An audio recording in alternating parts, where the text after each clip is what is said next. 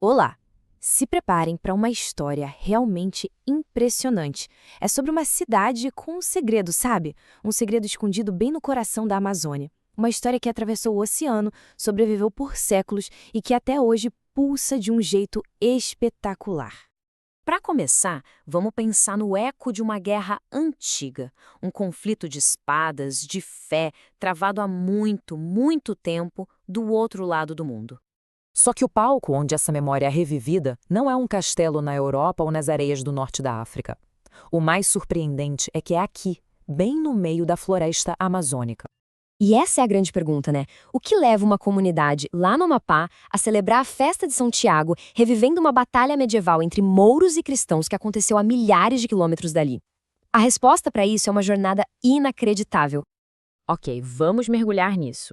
A resposta para esse mistério não começa no Brasil, de jeito nenhum. Começa em um continente completamente diferente. Essa citação aqui já dá a primeira grande pista.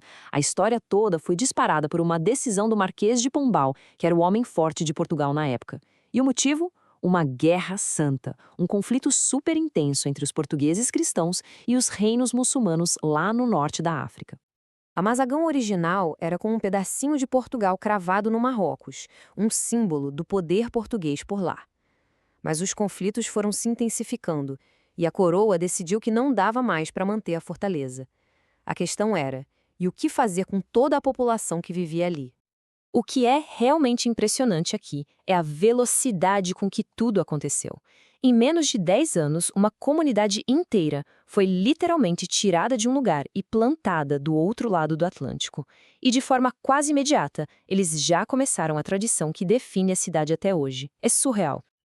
Então, como é que se faz isso? Como uma cidade inteira atravessa o oceano? Bom, foi uma operação sem precedentes e, claro, extremamente difícil. A gente está falando de 340 famílias. E não era só um grupo homogêneo, não. Tinha nobres, fidalgos da Casa Real e também as pessoas escravizadas que eles trouxeram junto. Todo mundo embarcou numa viagem rumo ao desconhecido, trocando a costa da África pela mata fechada da Amazônia. E a vida na Nova Mazagão não foi nem um pouco fácil. Logo de cara, uma epidemia devastou a população. E olha que interessante, descobertas arqueológicas recentes nos contam uma parte silenciosa dessa história de luta. Encontraram as ruínas de uma igreja enorme e os túmulos dos pioneiros, enterrados ali mesmo, na fundação do seu lugar de culto.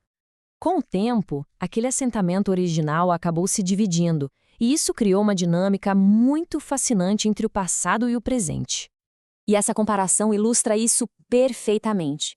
De um lado, a gente tem Mazagão Velho, a guardiã da história e da tradição. Do outro, Mazagão Novo, que é um motor do futuro, a parte administrativa e econômica. E aí, a genética entra para contar uma parte dessa história que é incrível. O DNA paterno mostra que Mazagão Novo tem uma ancestralidade predominantemente europeia. Agora, quando a gente olha para Mazagão Velho, a guardiã da tradição, a história é bem diferente. A herança africana é muito mais forte, representando quase metade da ancestralidade masculina. Mas a história do DNA não para por aí. Se a gente analisar a ancestralidade materna, a história muda de novo.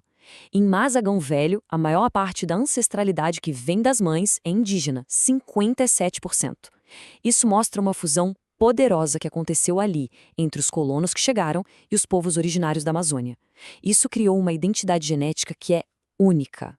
Tá, mas como essa comunidade com uma herança tão única se conecta com o mundo de hoje? Vamos dar uma olhada em como a região está se adaptando e crescendo. Pois é, apesar da sua história ser única no mundo, a economia de Mazagão hoje reflete bem a sua localização. Além dos empregos no setor público, a vida lá é movida pelos ricos recursos da Amazônia, a pecuária, a pesca nos rios gigantescos e a coleta de tesouros da floresta, como açaí e a castanha. A construção de infraestrutura foi o que mudou o jogo por lá.